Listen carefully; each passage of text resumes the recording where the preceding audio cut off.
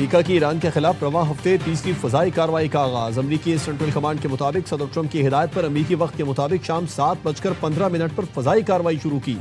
ایران نے ایک بار پھر مفاہمتی یادداشت پر عمل نہیں کیا۔ امریکی کارروائی کا مقصد ایران کی بحری حملوں کی صلاحیت کو کمزور کرنا ہے۔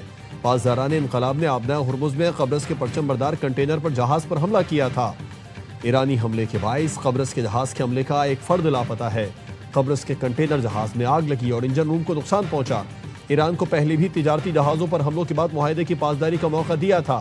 تجارتی جہازوں اور ملاحوں کے تحفظ کے لیے کارروائی جاری ہے۔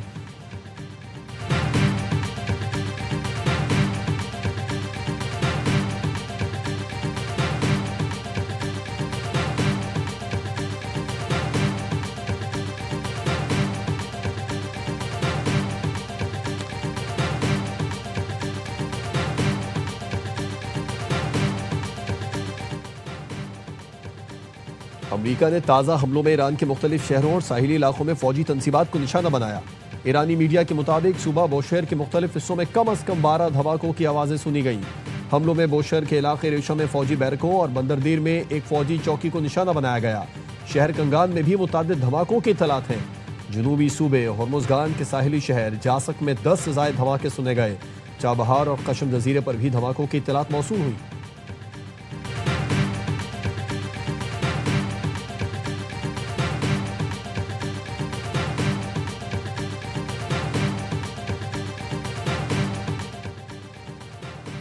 آبنائے ہرمز کو تاحکم ثانی بند کر دیا گیا۔ پاسداران انقلاب کا اعلان۔ ایرانی حکام کے مطابق یہ فیصلہ اس اہم بحری گزرگاہ میں غیر ملکی طاقتوں کی جانب سے مداخلت کے باعث کیا گیا۔ IRGC کا کہنا ہے کہ ایک بحری جہاز نے راستہ تبدیل کرنے کے احکامات نظر انداز کیے، جس پر اسے انتباہی فائرنگ کا نشانہ بنایا گیا۔ بیان میں مزید کہا گیا ہے کہ اگر امریکہ یا اس کے اتحادیوں نے کسی بھی قسم کی کارروائی کی تو ایران کا جواب شدید ہوگا۔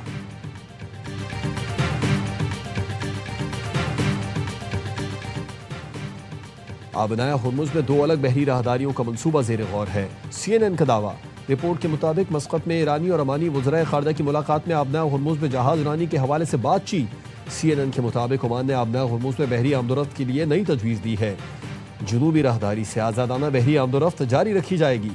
شمالی راہداری استعمال کرنے والے جہازوں کو ایران سے پیشگی اجازت درکار ہوگی۔ مجوزہ معاہدے میں جہازوں پر کسی قسم کا ٹول عائد نہیں ہوگا۔ ایرانی وزیر خارجہ عباس اراغچی نے کہا ہے آبنائے ہرمز سے متعلق عمانی تجویز کی منظوری کا حتمی فیصلہ تہران میں ہوگا۔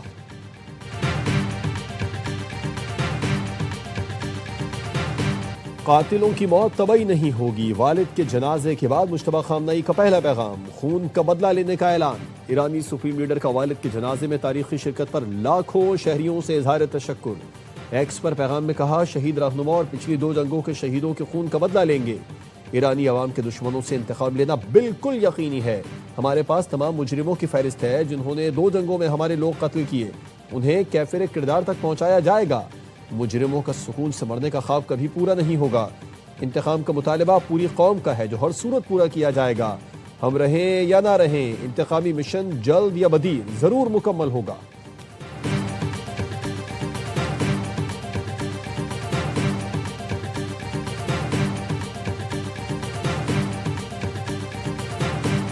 ایک 1000 میزائل ایران کی جانب نشانہ باندھے تیار ہیں جو مجھے قتل کرنے یا قتل کی کوشش کرنے پر داغ دیے جائیں گے۔ امریکی صدر ڈونلڈ ٹرمپ نے پھر ایران کو وارننگ دے دی۔ ٹروتھ سوشل پر لکھا کہ ایران نے مجھے قتل کرنے یا اقدام قتل کی دھمکی پر عمل کیا تو سنگین نتائج ہوں گے۔ امریکی فوج کو 1 سال تک ایران کے علاوہ تمام علاقوں کو تباہ کرنے کے احکامات دیے جا چکے ہیں۔ امریکی فوج تیار ہے۔ صدر ٹرمپ نے دعویٰ کیا ہے کہ ایران نے مذاکرات جاری رکھنے کی درخواست کی، جس پر ہم نے رضامندی ظاہر کر دی۔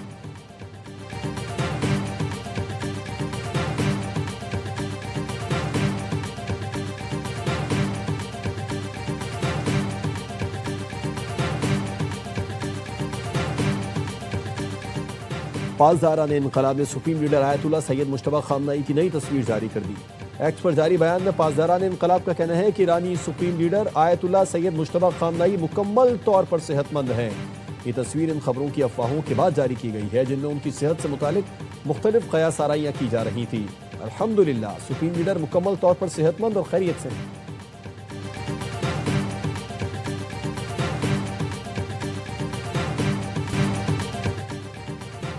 پاک فوج ایف سی بلوچستان اور پولیس کا آپریشن شابان، فتنہ خوارج کے مزید 21 دہشت گرد جہنم واصل، ہلاک دہشت گردوں کی تعداد 64 ہو گئی۔ سیکیورٹی ذرائع کے مطابق دشوار گزار راستوں اور پہاڑوں میں چھپے ہوئے خارجی دہشت گردوں کو فضائی اور زمینی ایکشن کے ذریعے نشانہ بنایا گیا۔ ہلاک ہونے والے دہشت گردوں سے اسلحہ، دستی بم، موٹر سائیکل، موبائل فون اور کلعدم تنظیم کے جھنڈے برآمد ہوئے۔ 5 جولائی سے اب تک آپریشن شابان اور دیگر انٹیلیجنس بیسڈ آپریشنز میں مجموعی طور پر 102 دہشت گرد ہلاک کیے جا چکے ہیں۔ وزیر داخلہ محسن نقوی کا پاک فوج، ایف سی اور پولیس کو خراج تحسین، کہا بہادر فورسز نے دشمن کے ناپاک عزائم خاک میں ملا دیے۔ دہشت گرد ملک و قوم پر بوجھ ہیں، ان کا جڑ سے خاتمہ ناگزیر ہے۔ امن کے دشمنوں کو کہیں چھپنے کی جگہ نہیں ملے گی۔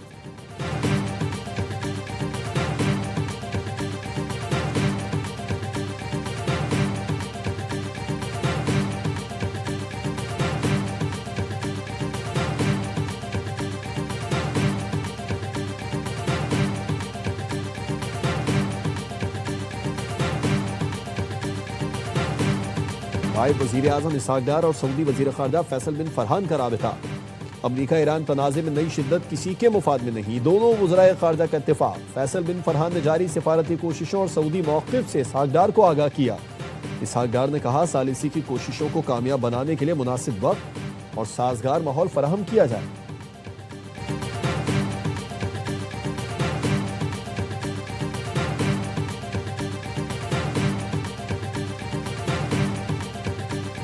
وزیر اعلیٰ سندھ کے سینتاس معاہدہ معطل کرنے کی بھارتی کوشش کی مذمت، وفاقی حکومت سے بھارتی اقدامات کو عالمی فورمز پر اٹھانے کا مطالبہ۔ کہا پانی کو بطور ہتھیار استعمال کرنے کی کوئی بھی کوشش ناقابل قبول ہے۔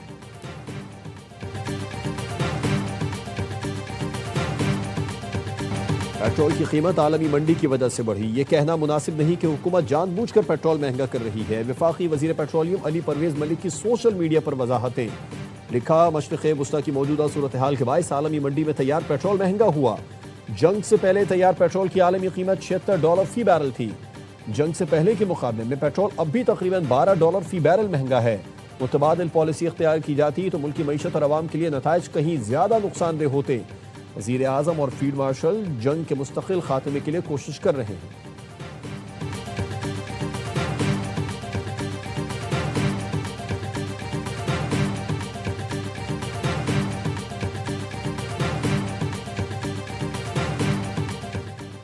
مولانا فضل الرحمان حکومت پر برس پڑے، تم سے نہ حکومت سنبھالی جا رہی ہے نہ معیشت۔ ہر پاکستانی سمجھتا ہے میرا ٹیکس میرے مفاد میں استعمال نہیں ہوگا۔ ہم اس ملک کو خوشحال ریاست دیکھنا چاہتے ہیں۔ بتائیں بجلی پڑوسی ملکوں کی نسبت ہمارے پاس مہنگی کیوں ہے؟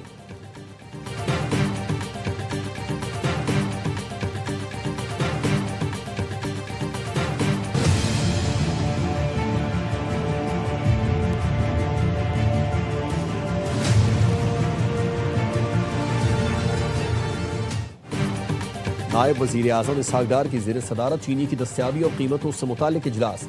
کمیٹی کا ملک میں چینی کی دستیابی اور سپلائی کی مجموعی صورتحال پر اطمینان کا اظہار۔ اسحاق ڈار کا کہنا تھا چینی کی قیمتوں میں استحکام حکومت کی اولین ترجیح ہے۔ عوام کو مناسب قیمت پر چینی کی بلا تعطل فراہمی یقینی بنائی جائے گی۔ پاکستان شوگر ملز ایسوسی ایشن کا چینی برآمد کرنے کا مطالبہ۔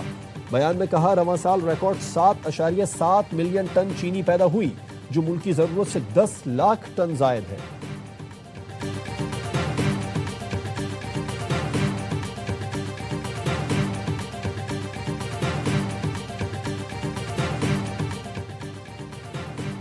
بعض اوقات جبر کی بات ماننی پڑتی ہے کیونکہ یہ سنت ہے۔ کارکن جان لے ایم کیو ایم تقسیم نہیں ہو رہی، ایم کیو ایم کی تطہیر ہو رہی ہے۔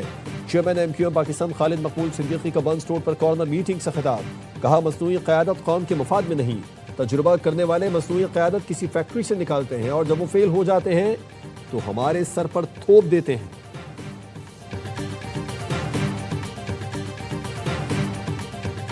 18 سال سے پیپلز پارٹی کی حکومت ہے۔ پاکستان کا یہ واحد بڑا شہر ہے، آدھے رہائشیوں کو پانی نہیں ملتا۔ زیادہ تر علاقے وہ ہیں جو کہ غریب علاقے ہیں جہاں پہ پانی نہیں افورڈ کر سکتے لوگ۔ پاکستان بھر میں سب سے زیادہ بری تعلیم جو ہے وہ سندھ میں پائی جاتی ہے۔ کراچی کے اندر پہلے یہ کہتے تھے کہ انفراسٹرکچر کا حال جو ہے وہ بہت برا ہے، اب یہ کہتے ہیں کہ انفراسٹرکچر ہے ہی نہیں۔ یونیورسٹی روڈ پر پیپلز پارٹی کی کرپشن اور لاپرواہی کا نمونہ ہے۔ عوام پاکستان پارٹی کے رہنما مفتاح اسماعیل کہتے ہیں کراچی کو 15,000 بسوں کی قلت کا سامنا ہے۔ قابل رہائش شہروں میں کراچی 170ویں نمبر پر چلا گیا۔ ملک کے سب سے بڑے شہر کراچی کی آدھی آبادی کو پینے کا پانی میسر نہیں۔ ملک بھر میں تعلیم کی سب سے بری صورتحال سندھ میں ہے۔ ترجمان سندھ حکومت سعدیہ جاوید نے کہا مفتاح اسماعیل کراچی کی فکر چھوڑیں، پہلے اپنی ناکام معاشی پالیسیوں کا حساب دیں۔ کاغذی انڈیکس اور زمینی حقائق میں فرق ہوتا ہے۔ عالمی اداروں کے ایسے سروے اور رپورٹ زمینی حقائق سے مطابقت نہیں رکھتے۔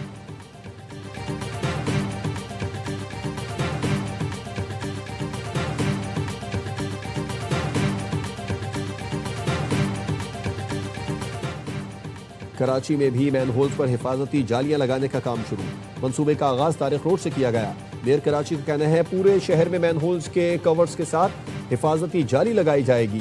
حفاظتی جالی 180 کلو وزن برداشت کر سکتی ہے۔ تجربہ بھی کیا جا چکا۔ کھلے مین ہولز کی شکایت واٹر کارپوریشن کی ہیلپ لائن پر بھی کی جا سکتی ہے۔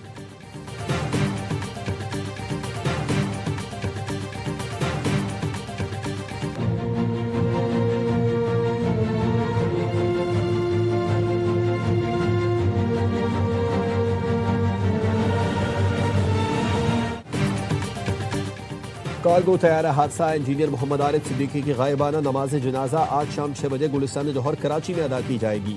پاک بحریہ اور میری سیکیورٹی ایجنسی کا بلیک باکس انجن اور عملے کی تلاش کے لیے آپریشن جاری۔ K2 ایئر ویز کارگو فلائٹ نے حادثے سے پہلے ایئر ٹریفک کنٹرول سے رہنمائی طلب کی۔ تحقیقاتی ذرائع کا کہنا ہے کہ فلائٹ ریڈار کے مطابق کارگو طیارہ انتہائی تیزی سے سمندر کی جانب گرا۔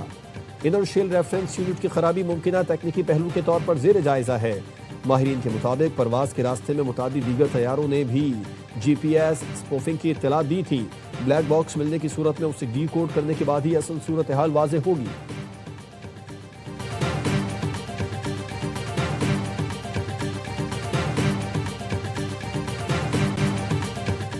لاہور میں 12 سال کی گھریلو ملازمہ کی پراسرار موت۔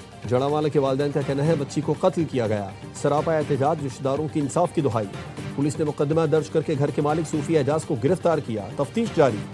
پولیس نے ابتدائی رپورٹ میں تشدد کا الزام مسترد کر دیا۔ پولیس کے مطابق بچی کی موت کی وجہ فوڈ پوائزننگ ہے۔